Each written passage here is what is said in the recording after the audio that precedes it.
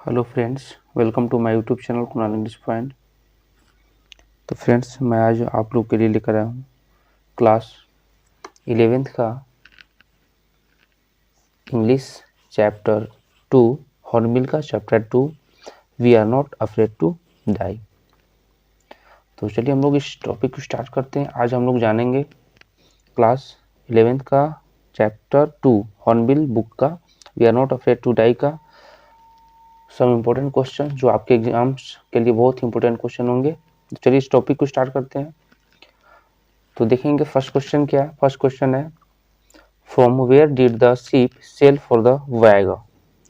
वायगा का मतलब क्या होता है? वायगा का मतलब होता है समुद्री यात्रा करना। ठीक है, तो from where did the ship sail for the voyage, यानी कि शिप को वायगा के लिए कहाँ ले जाया जा रहा था।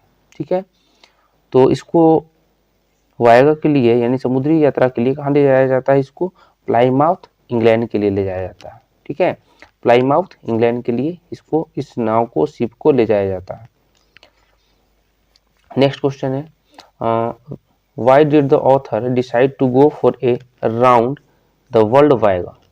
ठीक है, ये पूरा वर्ल्ड वायगा के लिए यानी पूरा वर्ल्ड का समुद्री यात्रा करने के लिए लेखक ने ऐसा क्यों निर्णय लिया?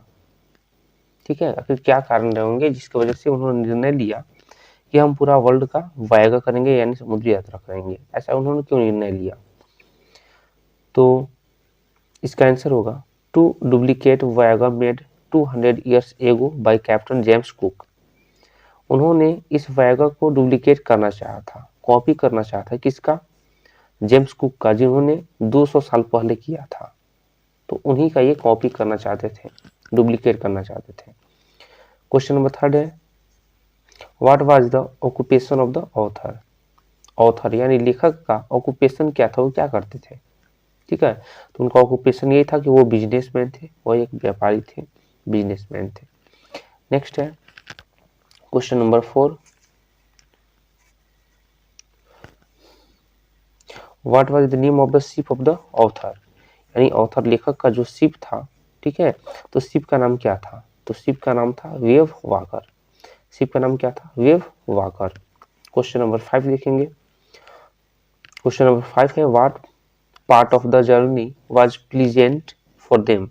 ठीक है, तो उन लोगों के लिए जो वर्ल्ड वायगा के लिए गए थे, तो उनमें उन लोगों का जर्नी में कौन सा ऐसा जर्नी रहा जो उनके लिए बहुत ही प्लीजेंट रहा, सुखद रहा? ठीक है, तो उसमें रहा फर्स्ट लिंक में from England to Cape Town, यानी कि इंग्लैंड से जो केप टाउन की ओर जा रहे थे, वो वहां पर वो जर्नी जो रहा उनका बहुत ही प्लीजेंट जर्नी रहा। ठीक है, क्वेश्चन नंबर 6 देखेंगे। क्वेश्चन नंबर 6 है, what were the names of the two crew man whom the author hired. दो क्रू मैन कौन कौन थे जिनको ऑथर ने, लेखक ने हायर किया था? तो दो क्रू मैन थे, एक का नाम था Larry Vigil and second one थे हर्ब सिगलर। ठीक है, फर्स्ट कौन थे? Larry Vigil and second Herb Sigler. ठीक है, क्वेश्चन नंबर 7 देखेंगे। क्वेश्चन नंबर 7 में, what did the author hire two crew man. Why did the author hire two crew man. आखिर ऑथर जो थे, लेखक जो थे, दो क्रू मैन को क्यों हायर किए थे? ठीक है, वो अपने साथ दो क्रू मैन लेकर गए थे, उनको हायर करने की क्या जरूरत थी? तो सबसे पहले ये जानेंगे क्रू मैन के मतलब होता क्या है।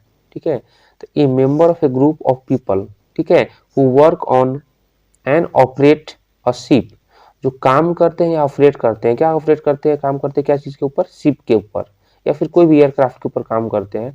तो ऐसे व्यक्ति को हम लोग क्या बोलते हैं? क्रू मैन बोलते हैं। तो इसका आंसर क्या होगा? Why did the author hire two crew man.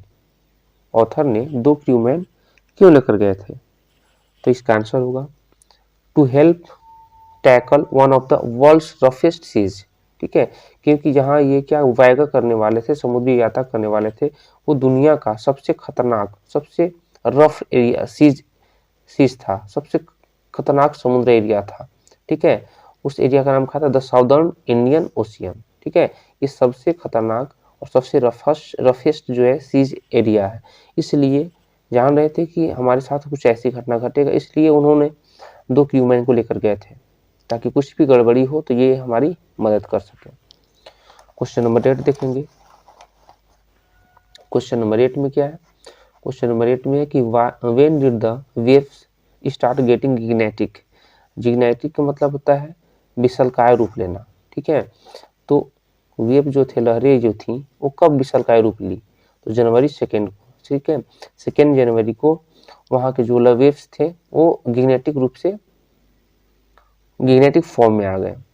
Question number 9 में देखेंगे, what did they do to slow down the boat in the storm. ठीक है, what did they do to slow down the boat in the storm, यानी कि जो boat था उनका, इनको स्लो डाउन करने के लिए, इनको क्या करने के लिए, इनकी जो गति थी उसको डाउन करने के लिए, कम करने के लिए इन्होंने बोट में क्या किया? ठीक है, आंधी से आंधी, क्योंकि वहां पे तो आंधी चल रही थी, ठीक है। तो ये क्वेश्चन किया, व्हाट डिड दे डू, उन्होंने क्या किया? टू स्लो डाउन, धीमी करने के लिए, किसको धीमी करने के लिए? बोट। बोट किस कब इन द स्टॉर्म, यानी आंधी में बोट को धीमी करने के लिए उन्होंने क्या किया? तो इसका आंसर होगा ड्रॉप द स्टॉर्म जीप। जो स्टॉर्म जीप थी जो नाम आप देखे होंगे, एक इस तरीका से जो है लगा हुआ होता है बीच में, ठीक है। तो उसको हम लोग क्या बोलते हैं? जीप बोलते हैं, storm jib. And last a heavy mooring rope, ठीक है। तो उसको क्या किए कि उसको तो गिरा दिए, ठीक है, जीप को गिरा दिए, और क्या किए, एक बहुत लंबी सी रस्सी से क्या कर दिए, उसको मोरिंग रोप से बांध दिए। हैवी मोरिंग रोप का मतलब बहुत ही जो क्या होता है, बहुत ही मजबूत रस्सी से उसको बांध दिए। What was the first indication of disaster. Question number 10 में what was the first indication of disaster, इसका मतलब ये है कि सबसे पहले इन लोग का इंडिकेशन, कौन सा आपदा का इंडिकेशन इन लोगों को मिला, ठीक है। तो सबसे पहले इनको, मतलब इनको ऐसा लगा कि अब हमारे साथ ये घटना घटने वाला है। वो डिजास्टर का मतलब क्या होता है? आपदा, ठीक है। डिजास्टर का मतलब क्या होता है? आपदा। तो सबसे पहले इन लोगों को डिजास्टर यही लगा अराउंड 6 PM, करीब शाम को 6 बजे, व्हेन विंड्स ड्रॉप्ड, जब हवा चलने क्या हो गए, बंद हो गए, एंड स्काई ग्रू डार्कर, ठीक है, और आकाश में बादल काले काले छाने लगे, ठीक है। तो इनको लगा कि अब हमारे ऊपर क्या हो रहा है, कोई आपदा आने वाला है, ठीक है। तो यही इनका फर्स्ट इंडिकेशन ऑफ डिजास्टर था। क्वेश्चन नंबर 11 देखेंगे, what happened after the first indication of the disaster, ठीक है, यानी कि डिजास्टर का फर्स्ट इंडिकेशन के बाद, ठीक है, इनके साथ क्या हुआ? तो अ वेव अपीयर्ड वर्टिकल, ठीक है, वहां के जो समुद्र की लहरें थी वो कैसी थी? बिल्कुल वर्टिकल रूप में थी, ठीक है, and almost twice the height of the waves, ठीक है, यानी कि जितनी भी समुद्र की लहरें होती है उसके 2 गुना थी, मतलब बहुत बड़ी हाइट में थी, ठीक है। तो यही इनके सामने एक डिजास्टर जो है इंडिकेशन आया। चलो उसके बाद, how did the explosion affect the ship, ठीक है, जब वहाँ का जो समुद्र के जो लहरें थी, ठीक है, जब वर्टिकल रूप से जो लहरें आई, जब इनके नाव से टकराया तो क्या हुआ? How did the explosion affect the ship, टकराने के बाद इनका नाव जो था वो कैसे प्रभावित हुआ? तो इसका आंसर होगा a torrent of green and white water broke over the ship. तो क्या हुआ?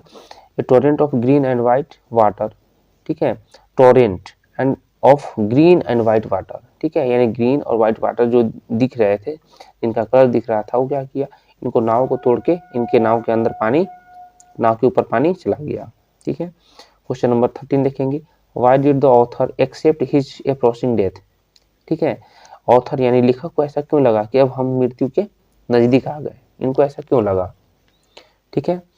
तो इसका आंसर होगा he was thrown in the sea, क्योंकि जब जैसे ही नाव के ऊपर जब पानी आया तो ये कहाँ चले गए थे, नाव के नीचे चले गए थे। तो इनको ऐसा लगा कि अब हमारी मृत्यु नजदीक आ गई है। क्वेश्चन नंबर 14 देखेंगे। क्वेश्चन नंबर 14 है, what did the author see when his head popped out of the water, ठीक है। इस क्वेश्चन में था कि इनको ऐसा क्यों लगा कि वो अब मृत्यु के नजदीक आ गए, क्योंकि वो समुद्र के नीचे गिर गए थे, सॉरी, नाव के नीचे गिर गए थे, समुद्र में गिर गए थे, ठीक है। तो पानी में जैसे ही गए, ठीक है, तो अगला क्वेश्चन पूछता है कि what did the author see when his head popped out of the water, ठीक है, जब पानी से बाहर इनका सर निकलता है तो उन्होंने क्या देखा, ठीक है। तो इन्होंने देखा the ship was near capsizing, ठीक है, यानी कि पानी पानी में नाव क्या था, पलटने ही वाली थी, और मास्ट ऑलमोस्ट हॉरिजॉन्टल, और उसका मास्ट जो था वो क्या था, हॉरिजॉन्टल हो गया था, ठीक है। तो ये क्वेश्चन नंबर 14 था। क्वेश्चन नंबर 15 देखेंगे।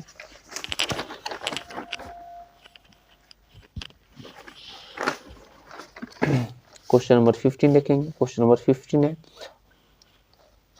What happened to the author's body, ठीक है, यानी कि लेखक के बॉडी के साथ क्या हुआ, when he manage to reach the to the deck, ठीक है, यानी कि जब वो डेक तक, यानी डेक का मतलब फ्लैट सरफेस, नाव के फ्लैट सरफेस पर पहुंचे, ठीक है, what happened to the author's body, उनका शरीर का क्या हुआ, लेकिन किसी तरीके से मैनेज करके कहाँ तक पहुंचे, फ्लैट सरफेस तक पहुंचे। तो हिज लेफ्ट रिब्स क्रैक्ड, उनका लेफ्ट रिब्स जो था क्या हो चुका था, टूट चुका था।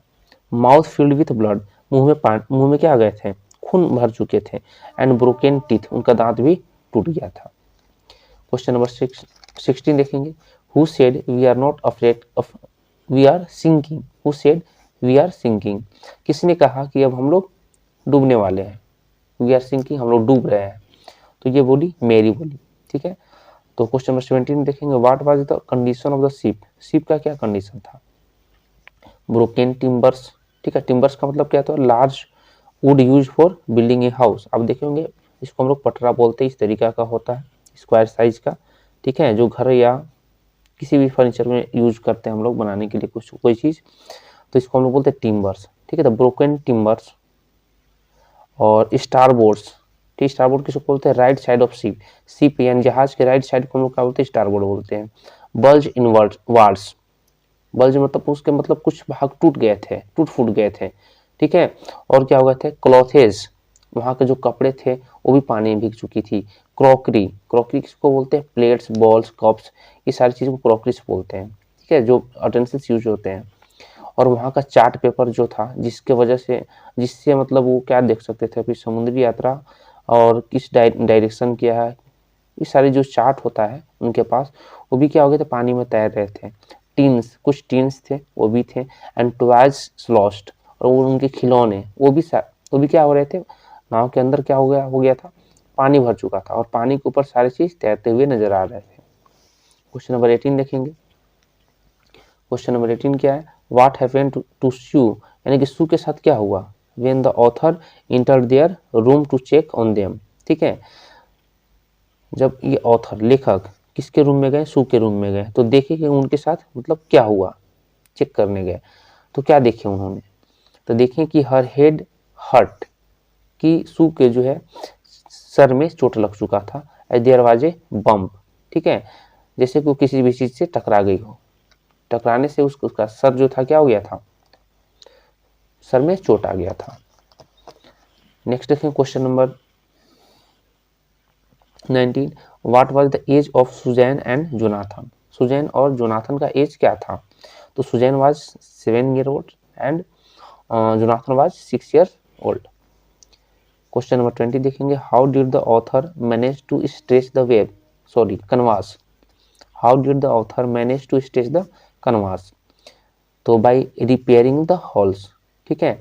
इसका क्वेश्चन का मतलब ये था, how did the author manage to stretch the canvas, ठीक है, यानी कनवास को स्ट्रेच करने, फैलाने में, ठीक है, ऑथर ने यानी लेखक ने किस तरीका से प्रबंध किया, तो क्या किया, बाय रिपेयरिंग द हॉल्स, सबसे पहले तो नाव के अंदर जो हॉल्स हो चुके थे उसको क्या किए, रिपेयरिंग किए, ठीक है, कैनवास को क्या करने के लिए, मैनेज करने के लिए। क्वेश्चन नंबर 21 देखेंगे। What happened when the hand pumps started to block up with debris floating around the cabins, कहानी में आप पढ़े हैं कि जैसे ही नाव के अंदर पानी आया, ठीक है, पानी के ऊपर क्या हुआ, जितने भी क्रॉकरी थे और कुछ डेब्रिस कचरे थे, वो सारे कचरे पानी में तैरने लगे, ठीक है, और मोटर चल रहा था, तो मोटर चल रहा था, ये कचरे क्या हुआ, मोटर को उसकी पंखी जो होती है वो तीर ली, ठीक है, और जिसके वजह से ये क्या हो गया, मोटर बंद हो गया, चौक हो गया, जाम हो गया, ठीक है, और मोटर काम करना बंद कर दिया। तो ये क्वेश्चन ये है कि व्हाट हैपेंड, क्या हुआ, when the hand pumps started block, जब ये ब्लॉक हो गया, अप विथ डेब्रिस, क्या चीज से ब्लॉक हो गया, कचरा से, फ्लोटिंग अराउंड द केबिन, जो कि केबिन के तरफ जो है जिसमें पानी भरा हुआ था केबिन में, उसमें फ्लोट कर रहा था, तैरते हुए कुछ कचरे थे जो मोटर पंप के में आकर के बच चुके थे। उसी की वजह से चौक हो गया था, जाम हो गया था। इसकी वजह से मोटर क्या हो गया था, मोटर जो था सीज हो चुका था, ब्लॉक हो चुका था। तो क्वेश्चन ये है, तो आंसर क्या होगा, the author connected an electric pump. तो उन्होंने क्या, ऑथर ने क्या किया, लेखक ने क्या किया, एक इलेक्ट्रिक पंप को जो है कनेक्ट कर दिया। किस में, एक नाव में, और दूसरे इसके पाइप को क्या कर दिया, आउट कर दिया। यानी कि नाव की पानी को बाहर निकालने के लिए एक मोटर को, इलेक्ट्रिक मोटर को कनेक्ट किया। क्वेश्चन नंबर 22 में देखेंगे, where did they decide to reach to save themselves and the ship. Where did they decide to reach to save themselves and the ship. यानी कि उन्होंने क्या निर्णय लिया, ठीक है, कहाँ पहुंचने का निर्णय लिया, टू सेव देमसेल्फ, अपने आप को बचाने के लिए और नाव को बचाने के लिए।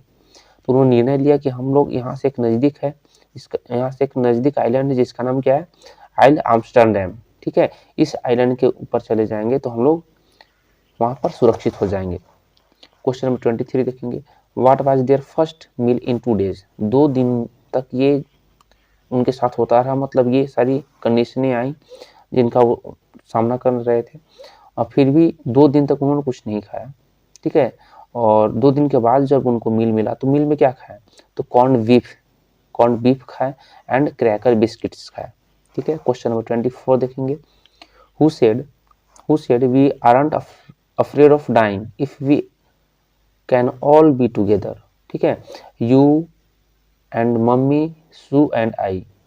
ऐसा कौन बोली कि we are not afraid of dying, हमें मरने से नहीं डरना, ठीक है, if you can all be together, यदि हम लोग सब एक साथ हों, ठीक है, आप, मम्मी, सू एंड आई। ये बोलता है, कौन बोलता है, उनका बेटा जॉन बोलता है। नेक्स्ट क्वेश्चन देखेंगे, व्हेन डिड दे रीच आइल आर्मस्टरडैम। उन लोग आइल आर्मस्टरडैम जो आइलैंड था, ठीक है, इस आइलैंड पर कब पहुंचे, around 6 PM in the evening, शाम को लगभग 6 बजे तक पहुंच चुके थे। नेक्स्ट क्वेश्चन है, what was the status of the ship on January 3rd, ठीक है, 3 जनवरी को तक इन लोगों का नाव की स्थिति क्या हो गई थी, कैसी थी, ठीक है। तो पंप्स हैड द वाटर, ठीक है, pumps had the water level sufficiently under control. यानी कि इसका मतलब ये है कि pumps had the water level sufficiently under control, मतलब पंप के द्वारा उनका नाव के अंदर जितने भी पानी भर चुके थे, तो पंप क्या कर दिया, सारी पानी को लगभग निकाल के बाहर फेंक चुका था। यानी कि अब नाव इनके अंडर कंट्रोल हो चुका था। क्वेश्चन नंबर 27 में, how long did they take for the ships testing and fitting, ठीक है, तो ये कितने समय तक, ठीक है, नाव को टेस्ट करने के लिए और नाव की फिटिंग करने के लिए इन्होंने समय लिया। तो लगभग महीनों समय लिए थे ये अपने नाव को टेस्टिंग करने के लिए और इसको फिटिंग करने के लिए। नेक्स्ट क्वेश्चन नंबर 28 देखेंगे, where did they reached on the 25th of December, ठीक है, 25th of December को वे लोग कहाँ पहुंचे थे, ठीक है, 25th of December वे लोग कहाँ पहुंचे थे, तो 25th of December 3500 kilometre east of Cape Town पहुंच चुके थे, ठीक है। 25 दिसंबर को वे कहाँ पहुंच चुके थे, तो 25 दिसंबर को 3500 kilometre east of Cape Town पहुंच चुके थे। क्वेश्चन नंबर 29 देखेंगे, what was mayday call mean. Mayday call mean का मतलब क्या है, तो मेडे कॉल मीन का मतलब होता है डिस्ट्रेस कॉल फॉर हेल्प, ठीक है। जैसे कोई भी समुद्र में आप फंस गए तो वहाँ से आप कॉल फॉर हेल्प के लिए स्टेशन जो होता है, इस तरीके से हम लोग का रेलवे स्टेशन होता है, उस तरीके से वहाँ पे भी स्टेशन होता है जिसको हम लोग मेडे कॉल बोलते हैं। उसको हेल्प के लिए, जो हेल्प के लिए कॉल करते हैं उसको हम लोग बोलते हैं मेडे कॉल, यानी कि distress call for help. Question number 30 देखेंगे, what was the weight of wave walker. Wave walker का वजन कितना था, तो उसका वजन था 30 टन। क्वेश्चन नंबर 31 देखेंगे, what was the first step the author took to avoid the storm, ठीक है, यानी आंधी से बचने के लिए पहला कदम क्या लिया ऑथर ने, ठीक है, लेखक ने क्या कदम पहला उठाया था। तो ड्रॉप द जीप, सबसे पहले जो जीप लगा हुआ था, जीप, ठीक है, जो जीप नाव पर लगा हुआ होता है, उस जीप को क्या कर दिया उन्होंने, नीचे कर दिया। Why did the author ask Larry to rotate the ship 185 degree? ठीक है, जो ऑथर थे वो लैरी को बोले कि क्या करो, नाव को रोटेट करो, कितना डिग्री पर, 185 डिग्री पर रोटेट करो। ऐसा क्यों बोले उन्होंने? तो लेखक author was expecting on island in hours after reading maps.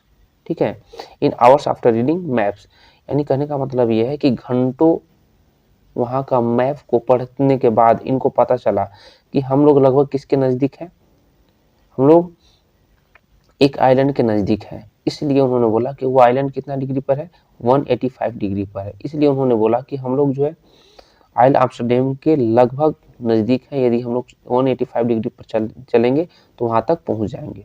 इसलिए उन्होंने बोला था कि 185 डिग्री तक चले। ऑथर क्वेश्चन नंबर 33 देखेंगे, what was the length of the boat? Boat की लंबाई क्या थी? तो बोट की लंबाई थी 28 मीटर। ये था आपका क्वेश्चन जो आपके एग्जाम्स के लिए बहुत ही इंपॉर्टेंट क्वेश्चन है। That's all for the day, thank you.